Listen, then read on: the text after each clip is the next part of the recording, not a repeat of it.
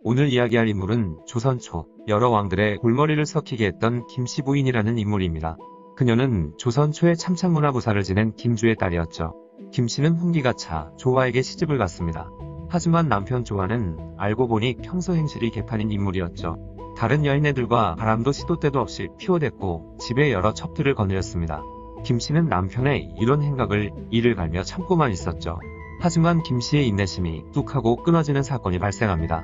바로 남편 조화가 김씨의 어머니와 간통하는 사건이 발생한 것이죠. 이에 김씨는 끓어오르는 분노를 참지 못하고 눈에는 눈 이에는 이 맞불 작전을 선택하게 되었습니다. 자신도 허해라는 남자와 간통하기 시작한 것이죠. 어느 날 남편 조화가 첩을 데리고 나가 외박을 했는데 김씨도 곧장 허해를 집으로 불러들여 뜨밤을 보내게 되었죠. 그런데 허해가 김씨의 집에서 옷을 벗어놓을 때 남편 조화의 옷걸이에 걸어놓았다가 뜨밤을 보낸 후 돌아갈 때 실수로 조화의 옷을 입고 가버렸습니다. 그 후 조화가 새벽에 안방에 들어가서 옷을 꺼내 입었는데 옷이 자신의 몸에 맞지 않아서 자세히 들여다보니 자신의 옷이 아니었죠. 선수는 선수를 알아보는 법. 조화는 김씨를 다그치기 시작했습니다. 그런데 김씨는 이런 사태가 발생했는데 조금의 당황해하는 기색 없이 오늘 밤에 허해가 와서 하루 자고 갔는데 잘못 입고 갔나 보죠 라고 했죠. 그러자 남편 조화는 개빡쳐서 김씨에게 뭐라 하며 소리쳤는데 김씨는 당신의 하는 짓이 이와 같은데 어찌 나를 허물하는 것입니까? 당신이 먼저 수레에 오른 뒤라야 나도 다음 수레에 오릅니다 라며 당당히 남편에게 맞섰습니다. 그러자 할 말이 없어진 조화는 분을 참지 못하고 그녀에게 침을 뱉어버리고 방문을 박차고 나가버렸죠. 그 이후부터 김씨는 더욱더 거리낌이 없어졌습니다. 그녀는 박송이라는 간호와도 간통하였는데 남편 조화에게 또 걸리게 되었고 또다시 후계를 들었지만 속위에 경이 끼었죠. 그러던 중 김씨가 병으로 들어눕게 되었습니다. 병에 차도가 없자 무당을 불러 구슬했는데 간호였던 박송이 무당에게 다른 귀신이 붙은 게 아니라 나 때문에 그런 것 같습니다 라고 했죠. 이 말을 들은 근처에 있던 여자들은 모두 귀를 가리고 부끄러워했다고 합니다. 그 후에도 끝모르던 김씨의 부인행각은 더욱더 활발해졌는데 여러 권세가들의 부인들과 밤마다 자주 모여 계모임 비스무리한 걸 하면서 권세가 부인들의 같은 일종 남자들과 추한 소문이 나돌아 조정에서 탄핵당하기도 했고 국내에서 일을 하는 궁인들과 친해져 국내의 여러가지 이야기들을 듣고 다른 사람들에게 떠벌리고 다니다 발각되어 귀양을 가기도 했습니다. 그러던 중 남편 조화가 죽게 되었고 김씨는 다른 남편감을 찾았습니다. 그녀는 태종 15년인 1415년 영돈영부사 이지와 재혼을 하게 되었죠. 이지는 태조 이성계의 사촌동생인 인물이었는데요. 고려 말에는 이성계와 함께 왜구도 때려잡고 이성계가 위화도에서 회군을 할 때도 그 현장에서 이성계를 돕던 이지는 세종대왕 때에는 왕가 종친 중 가장 높은 직급에 있던 사람이기도 했죠. 재혼 당시에 김씨의 나이는 57세, 이지의 나이는 67세였는데 김씨는 나이 들어서 재혼하는 것이 쪽팔리기도 해서 주위에 알리고 있지 않다가 재혼하는 당일날 자신의 자식들에게 재혼 사실을 알렸다고 하죠. 하지만 왕실종친인 이지가 수많은 연문을 뿌리고 다니던 김씨와 재혼한다는 소리에 사헌부에서는 태종에게 수많은 탄핵 상소를 올렸지만 태종은 아내 없는 남자와 남편 없는 여자가 재혼한다는데 우리가 어쩌겠냐 라고 하며 그냥 넘겼다고 합니다. 그렇게 재혼 첫날 밤이 지나고 김씨가 일어나서 사람들에게 말하기를 나는 이분이 늙었는가 싶었는데 하나도 늙지 않은 것을 알았다 라고 했다고 합니다. 밤새 무슨 큰일이 있긴 있었나 보네요. 이지는 효심이 지극한 인물이었는데요. 어머니의 기일은 음력 12월 31일이었고 아버지 기일은 음력 1월 1일이었기 때문에 항상 연말부터 연초까지는 향림사라는 절에 가서 휴양도 하고 제사도 지내고 했었죠.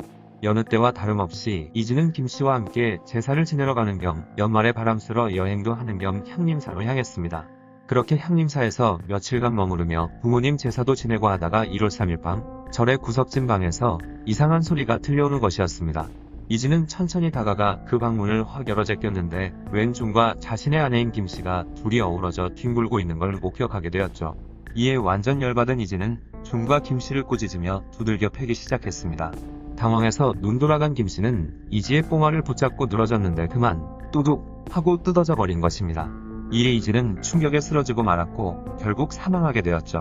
이때 이 장면을 수많은 사람들이 목격했지만 마침 그때 그 장면을 목격했던 사람들은 모두 김씨의 노비들이었기 때문에 이 일에 대해서 모두 입을 닫아버렸죠. 목격자들이 모두 입에 지퍼 잠그고 모른 척하자 이지가 죽은 이유는 79세의 나이니 그냥 수명이 다 되어서 자연사한 것으로 여겨지게 되었습니다. 죽은 이지의 전처에게서 태어난 큰아들인 이상흥이 충청도에 있다가 아버지의 부고를 듣고 달려왔습니다. 김씨는 이때 남편 이지가 외지에서 급사해버렸으니 너무나 슬픈 나머지 정신이 나간 척과 넋을 잃은 바보처럼 보이게 연기했고, 이에 진술도 못할 정도로 마탱이가 간척했으며 계속 묵비권을 행사했으니 결국엔 이뽕알 살인사건은 잠잠해지게 되었습니다. 그러나 이런 기가 막히고 코가 막히는 소문은 입에서 입으로 잘 전달되는 특성이 있죠. 여러 사람이 이 상황을 알게 되었고, 사건 장소인 향림사가 있던 마을 사람들이 관청에 알려서 시체를 검사하면 원통함을 씻을 수 있을 것이다 라고 이지의 아들 이상흥에게 슬쩍 귀띔을 해줬는데, 첫째 아들인 이상흥은 관청에 조사 요청을 하지는 않았다고 합니다. 이유는 아마도 아버지는 새어머니에게 뽕알이 뜯겨나가 죽었고 새어머니는 정신이 나가 난리를 치고 있으니 이 사실이 알려지면 지체 높은 왕가의 종친 가문에서 이 무슨 개쪽당하는 일이 아닐 수가 없었죠. 그래서 그냥 조용히 넘어가는 걸로 하고 모른 척 있었던 것입니다. 그러다 김씨는 또 하나 사고를 치고 마는데 1427년 7월에 영돈 영부사 이지의 부인에게 내리는 안락군 부인의 자기를 사칭한 죄로 세종에게 보고가 되었죠. 김씨의 과거 행적들을 들은 세종은 그녀를 한양에서 쫓아내버립니다. 한양 심리 밖에서는 자유롭게 살 수 있지만 그 안으로는 들어올 수 없게 만들어버렸죠. 그래서 김씨는 전 남편인 조아의 농장에 있던 통진현으로 가게 되었는데, 김씨를 외지로 쫓아보냈지만 처벌이 약하다고 판단한 신하들이 그녀의 아들들에 대한 처벌도 같이 하자고 주장하기 시작했습니다. 그러나 세종은 김씨가 이미 이지의 아내가 되어 왕실의 종친이 되었으니 죄를 주는 것은 부당하다고 말하며, 김씨의 아들 중 고을에 수령을 하고 있던 조심이 엄마 때문에 쪽팔려서 고을을 잘 다스리지 못할 테니 그의 관직만 파직시키도록 명했죠. 하지만 지속적으로 김씨를 탄핵하는 상소가 자꾸 올라오자 결국 세종은 김씨를 강화도로 귀양을 보내 운막에서 살도록 명하는 동시에 친아들에게 더 이상 김씨에 대한 이야기를 거론하지 말라고 했습니다. 그러다 김씨는 또 한 번 파주로 귀양지가 옮겨지기도 했지만 1년 뒤인 1428년에 결국 세종의 명에 의해 사면되었죠. 하지만 더욱 불행한 건 김씨의 과거 문란한 행적들 때문에 김씨의 아들과 손자들, 또한 김씨 가문의 딸들과 결혼한 남자들은 해조 때까지도 중요 관직에는 오르지 못했고 승진해서 누락되기도 하였습니다. 못난 남편을 만나 못난 행동들을 그대로 따라하다 자신도 자식들 발목 잡는 못난 어머니가 되어버린 조선 역대급 불륜녀 김씨 부인에 대한 이야기였습니다. 오늘 이야기할 인물은 조선시대 희대의 간통녀 어우동보다 무려 53년이나 앞섰던 원조 간통녀 유감동에 대한 이야기입니다. 유감동은 검한 성무사를 지낸 유구수의 딸로 양반집의 예쁜 딸이었죠. 어릴 적에는 글이나 시도 잘 짓고 총명한 소녀였습니다. 그러다 평강현감이었던 최중기와 결혼을 하게 되었죠. 그렇게 모든 게 다 행복하고 좋은 일만 가득할 줄 알았습니다. 하지만 그녀의 행복을 와장창 깨트려버린 일이 발생했죠. 어느 날 유감동은 병을 앓게 되었는데 상태가 좋지 않자 집을 떠나 요양을 하기 위해 산 좋고 물 좋은 곳으로 향하던 길이었습니다. 하필 밤에 출발을 했던 유감동 일행을 막아선 사람들이 있었는데 그들은 김여달과 그의 부하들이었죠. 김여달은 치안을 핑계로 어두운 밤에 불량배들과 거리를 휘젓고 다니며 온갖 못된 짓을 일삼았던 일종의 양아치 깡패 같은 인물이었는데요. 순찰을 핑계 삼아 유감동의 일행을 위협했고 공갈 협박을 가했습니다. 그러다 유감동은 김여달에 의해 구석진 곳으로 끌려가 강간을 당하게 되었죠. 이런 일을 당했는데 조선 사회에서는 가해자였던 김여달보다 피해자인 유감동의 행실을 문제삼아 비난했습니다.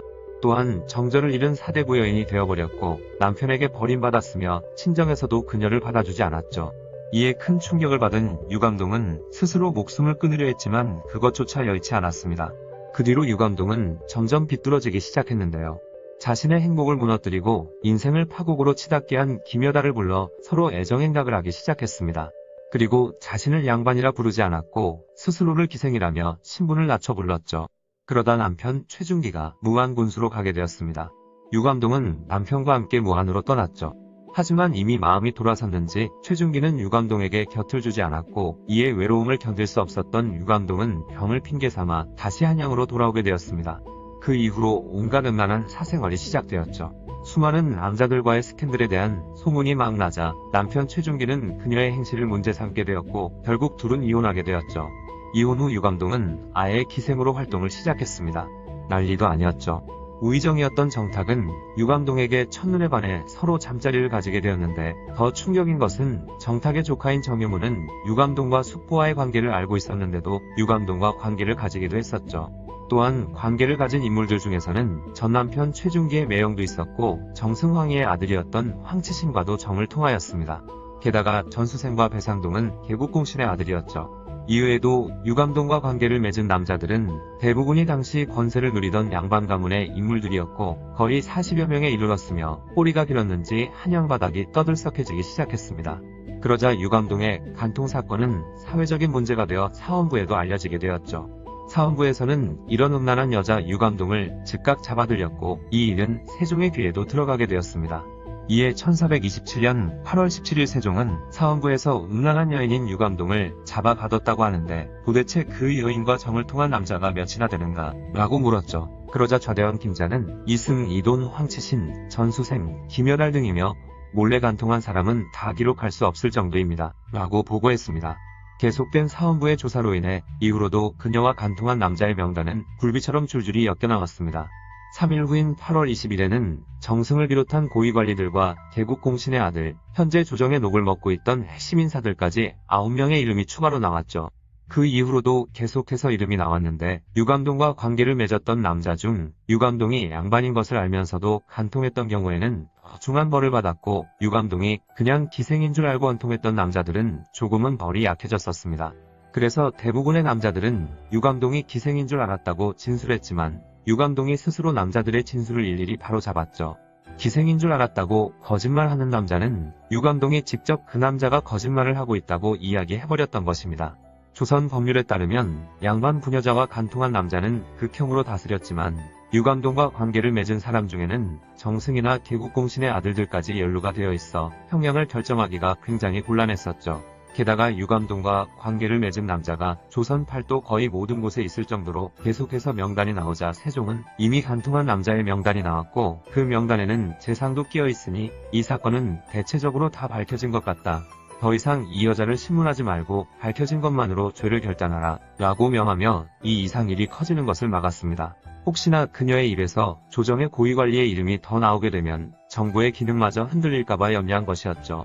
실제로 실록에 기록된 사람만 40여 명이었을 뿐이지 유감동이 간통한 남자는 100명이 넘을 것으로 추정했다고 합니다. 하지만 이 사건에서 남자들의 처벌보다는 간통한 여인 유감동의 죄를 어떻게 처벌할까가 더 중요한 일로 다뤄지고 있었습니다. 그래서 그런지 이에 연루되었던 관리들 40여 명 중 단 20명만이 곤장이나 유배, 파면 등의 처벌을 받았죠. 심지어 20여 명은 아무런 처벌도 받지 않았습니다. 그리고 유감동은 남편을 배반한 죄와 거짓으로 기생이라 일컬으며 사욕을 방자하게 행사한 죄, 음란한 행위로 인륜을 문란케 한 죄를 물어 사원부에서는 극형에 처하자는 주장이었으나 세종은 남녀 사이의 정욕을 어찌 한낱 법령으로만 막을 수 있겠는가 라고 하며 끝까지 극형에 처하는 것을 허락하지 않았고 그녀는 곤장을 맞고 변방의 관비로 보내지며 이 일은 일단락이 되었습니다. 그리고 아버지 유구수와 그의 일족들 역시 끌려와 곤장을 맞고 유구수는 파직당했죠. 그 이후에 유감동에 대한 행적은 알려지지 않고 있습니다. 그녀가 지은 시와 작품들은 음란한 여자의 작품이라 하여 모두 버려지거나 사라져서 현재에 전해지지 않고 있죠. 현재의 그녀에 대한 평가는 불륜, 간통을 저지른 범죄자라는 주장과 유교시대의 도덕, 윤리에 의한 피해자라는 시각이 양립하고 있는데 시간이 지나며 그녀는 피해자다라고 인식하는 견해가 더 많아지고 있다고 합니다.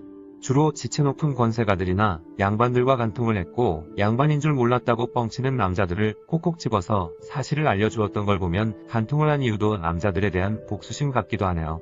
평범하고 행복하게 살아가던 한 여인이 강간을 당하고 나서 가족과 남편에게 버려진 후 인생 자체가 망가져버린 충격적이고 슬픈 이야기였습니다. 오늘은 조선 성종시대의 희대의 간통녀 어우동에 대한 이야기를 해볼까 합니다. 어우동의 아버지는 승문원지사 박윤창, 어머니는 정기덕이라는 인물이었고 양반 가문의 딸로 태어났습니다. 연산군 일기에 어우동을 구마라고 기록한 걸로 보면 아마 어우동의 본명은 박구마였을 거라고 추측하고 있죠. 하지만 간통 사건을 일으킨 이후 가문에서 파문되었고 그 이후부터는 같이 어울려 통하다라는 뜻이자 자신의 별명이던 어우동을 이름 대신 사용하기 시작했던 것입니다. 아무튼 어우동은 양반집에서 태어나 잘 자라다가 효령대군의 손자였던 태강수 이동과 결혼하게 되었죠. 하지만 이동은 어우동을 별로 좋아하지 않았는데요. 이동은 연경비라는 기생에게 푹 빠져있는 상태였기 때문에 어우동을 내쫓아버리기 위해 그녀를 모함하기 시작했습니다. 그 모함은 바로 이동이 은장을 집으로 불러 은그릇을 만들게 했는데 그 은장이랑 아내가 눈이 맞아서 간통을 했다는 주장이었죠. 하지만 은장과의 간통 사건은 사실이 아닌 걸로 처리가 되었지만 어우동은 남편에게 그냥 버림받았습니다. 남편에게 버림받은 뒤 친정으로 돌아와 상심하고 있던 어우동에게 한 여종이 소곤소곤 말했죠. 사람이 얼마나 산다고 그렇게 계속 상심해 계실 겁니까? 오종년이라는 사람이 있는데 직업도 좋고 외모도 훤칠하니 잘생겼습니다. 마님께서 허락만 해주시면 제가 가서 그를 불러오겠사옵니다. 라는 것이었습니다. 그 여종의 말에 솔깃한 어우동은 그래 어차피 한번 사는 인생 신명나게 놀아보자 라고 생각했는지 그를 데려오라 했고, 그날 밤 여종이 데려온 오종년을 어우동이 맞이하며 그녀의 스펙타클한 간통 스토리가 시작되었죠. 오종년과의 뜨밤을 보내고 나서 눈이 띄었던 것일까요? 이름도 현비라 고치고 기생인 척 굴기도 했다고 합니다. 그리고 어우동은 화려한 옷을 차려입고는 전 남편 이동과 오촌 사이였던 방산수 인안의 집으로 찾아가게 되었습니다. 인안은 세종대왕의 손자로 인물이 좋다고 소문이 자자했던 사람인데요. 그는 어우동을 보자마자 첫눈에 반해버려 같이 뜨밤을 보냈죠. 어우동도 인안과의 궁합이 너무나도 좋았는지 인안의 이름을 자신의 팔에 문신으로 새겨넣기도 했죠. 그렇게 시간이 조금 지난 단오날이었습니다. 그녀는 예쁘게 화장을 하고 그네를 뛰고 있었는데 그 옆을 지나던 수산수이기가 어우동의 모습을 보고 또 눈이 돌아갔죠. 수산수이기 또한 전 남편 이동의 팔촌 친척 사이였죠. 이기는 어우동의 여종에게 어느 댁 여인이신가? 라고 물었습니다. 그러자 여종은 내금이 무관의 첩입니다. 라며 거짓말을 했죠. 어우동은 이기를 만나기 전에 구전이라는 내금이 소속 무관의 옆집에 살았었는데요. 어느 날 어우동이 마당에 앉아있는 걸 본 구전은 서로 눈빛을 주고받다가 그대로 담을 뛰어넘어 서로 끌어안더니 방으로 후다닥 들어가 사랑을 나누었던 것이죠.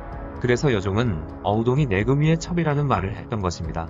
이기는 왕족이니 내금이 무관의 첩 정도는 어떻게 해도 상관이 없다고 생각했는지 어우동에게 자신을 따라오라고 했죠. 그리고는 뭐가 그리 급했는지 남양의 지방관청에 한 사무실을 비우라 이른 뒤 그곳에 둘이서 들어가 정을 통했죠. 아무튼 태강수 이동, 방산수 인안, 수산수 이기 모두 서로 친족이었는데 한 여자와 잠자리를 한 것이죠. 그리고 전이감 생도였던 박강창은 모비를 파는 일로 어우동의 집에 오게 되었는데 어우동이 박강창을 보고 너무 마음에 들었는지 온갖 추파를 날리기 시작했고, 그렇게 그 추파에 넘어간 박강창 역시 어우동과 사랑을 나누는 사이가 되었죠. 게다가 어우동은 박강창을 너무 사랑했는지 한쪽 팔에 그의 이름을 문신으로 새겼습니다. 이 일이 있으므로 어우동이 남자를 엄청 밝힌다는 소문이 나기 시작했죠. 그 말이 사실인지 궁금했던 이근지라는 남자는 어우동에게 찾아가 방산수 인안에 심부름을 왔다고 뻥을 쳤고, 눈이 맞은 둘은 냉큼 그녀의 방에 들어가 서로 어우러져 정을 통했습니다. 그 소문이 사실이었던 것이죠. 그리고 어우동에 매우 관심이 있었던 남자도 있었습니다. 그는 바로 홍찬이라는 남자였는데요. 과거 시험에 합격해 어사화를 쓰고 육아행렬을 하던 중 방산수 인안의 집에서 그 행렬을 구경하던 어우동과 눈이 마주쳤고, 그 뒤부터 마음속에 어우동을 품고 있었던 것이죠. 마음에 상대를 품고 있었던 건 홍찬만이 아니었습니다. 어우동도 젊고 똑똑한 홍찬이 아주 마음에 들었는데 어느 날 길을 가다 그를 보게 된 어우동은 일부러 그의 얼굴에 소매 끝자락을 스쳤고, 홍찬은 그대로 어우동 집으로 흘러들어가 둘은 불타는 사랑을 나누기도 했죠. 또 재미있는 이야기가 하나 있는데요. 성현의 용제총화에 따르면 어우동의 최측근이던 여종 역시 매우 이뻤다고 합니다. 그 여종은 밤마다 예쁘게 꾸미고 거리에 나가서는 잘생긴 남자 2명을 꼬셔서 한 명은 주인인 어우동의 방에 넣어주고 또 한 명은 자신과 다른 방에 들어가 놀아놨죠. 게다가 어쩔 때는 길거리에 둘이 앉아서 지나가는 남자들을 보며 여종이 쟤는 키가 크다, 쟤는 코가 크네 하며 평가하기도 하고, 어느 집 사내는 젊기도 하고 거시기도 크다고 하던데 주인님께 바칠만 합니다 라고 하면 어우동은 그럼 걔는 내가 맡을 테니 다른 놈은 너에게 주겠다 라고 하는 등 온갖 음담패설을 늘어놓으며 웃어 제끼기도 했죠. 또 그녀와 관계를 가졌던 남자 중에는 이승원이라는 생원도 있었습니다. 어느 날 길을 지나가던 어우동을 보게 되었고 첫눈에 반해버렸죠. 그녀의 차림새를 보고 기생이라고 착각했던 이승원은 어우동의 여종을 붙잡더니 지방에서 올라온 기생이냐고 물었습니다. 여종은 곧바로 기생이 맞다고 대답했죠. 그 이야기를 들은 어우동은 시익 웃으며 곧바로 자신의 집까지 걸어갔는데 이승원 또한 그녀를 졸졸 따라와 방까지 들어가게 되었고, 그렇게 그 둘도 뜨밤을 보내게 되었죠. 어우동은 관계하는 남자들의 신분도 전혀 따지지 않았습니다. 어우동의 소문을 듣고 찾아온 가미양이라는 사람은 아전이었죠. 가미양은 어우동에게 온갖 희롱을 하며 그녀를 따라다녔는데 어우동도 싫지 않았는지 그를 집안까지 끌어들였습니다. 그녀의 집에 도착하자 둘은 얼른 방에 들어가 사랑을 나눴는데 어우동은 가미양 또한 너무 마음에 들었는지 등에다가 가미양의 이름을 문신으로 새겼다고 하죠. 방산수 인환과 박강창에 이어 세 번째로 자신의 몸에 문신을 새긴 남자네요. 그 이후로도 어우동의 남성 집착은 계속되었습니다. 허구한 날 새벽에 어딘가에 나갔다가 날이 다 밝아서야 돌아오던 어우동을 옆집의 노비였던 직업인은 계속해서 유심히 지켜보고 있었죠. 하루는 또 예쁘게 차려입고 밖으로 나가던 어우동을 가로막으며 부인께서는 어찌하여 새벽마다 밖을 나가시오? 내가 소문을 내면 큰 벌을 받게 될 것이오 라며 협박을 하는 것이었습니다. 진짜로 소문이 크게 나면 큰 처벌을 받을까 두려웠던 어우동은 직업이의 입을 막기 위해 어쩔 수 없이 방 안으로 불러들여 직업이와도 동침을 하게 되었죠. 하지만 그렇게도 긴 꼬리는 결국 밟히고 말았습니다. 허구한 날 어우동 집에 들락날락거리던 방산수 인환이 문제가 되기 시작해 인환은 의금부에 잡혀 들어가기에 이르렀죠. 옥에 갇혀있던 인환은 어우동에게 은밀히 편지를 보냈는데 예전에 유감동은 많은 남자들과 간통을 했던 여자였지만 간통했던 바를 숨기지 않고 모두 이야기하니 중죄를 면했었다. 너도 다 이야기하면 될 것이다. 라고 적혀있던 편지였죠. 얼마 안가 바로 잡혀 들어온 어우동은 인환의 말을 듣고 스스로 자신과 관계를 맺어온 남자들을 줄줄이 불었습니다. 그녀의 입에서는 앞에서 이야기했던 수많은 남자들 이외에도 이조판서 어유소, 대사원 노공필, 부옥은 김세적 등의 고위급 관리들 이름에서부터 김칭, 김희, 정숙지 등의 하급 관리까지 수많은 남자들의 이름이 나왔죠. 하지만 성종은 어우동이 죄를 면하려고 대신들의 이름을 마구 떠들어댄 것이라며 여러 관리들은 단 한 차례 신문만 한 후 모두 풀어주었습니다. 조정에서도 이 희대의 간통 사건에 난리가 났습니다. 유배를 보내야 한다, 장 100대를 때려야 한다, 사형을 시켜야 한다 등 수많은 의견으로 나뉘었지만 성종의 최종 판결은 사형으로 내려졌죠. 그리고 판결이 내려지고 약 한 달 후 교수형에 처해져 그녀의 불같던 생애는 결국 그렇게 마무리되게 됩니다. 조선시대에서 손에 꼽히는 희대의 간통 사건으로 알려진 어우동 사건은 성종실록에 그녀와 간통을 했다고 이름이 기록된 사람만 17명이나 되었고 그 외에 기록이 안 된 사람은 더 있을 수도 있다고 합니다. 하지만 참 아이러니한 점은 어우동과 간통한 17명의 남자들 중에서 사형에 처해진 사람은 단 한 사람도 없었다고 하죠. 조선 성종시대에 있었던 희대의 간통사건 어우동에 대한 이야기였습니다.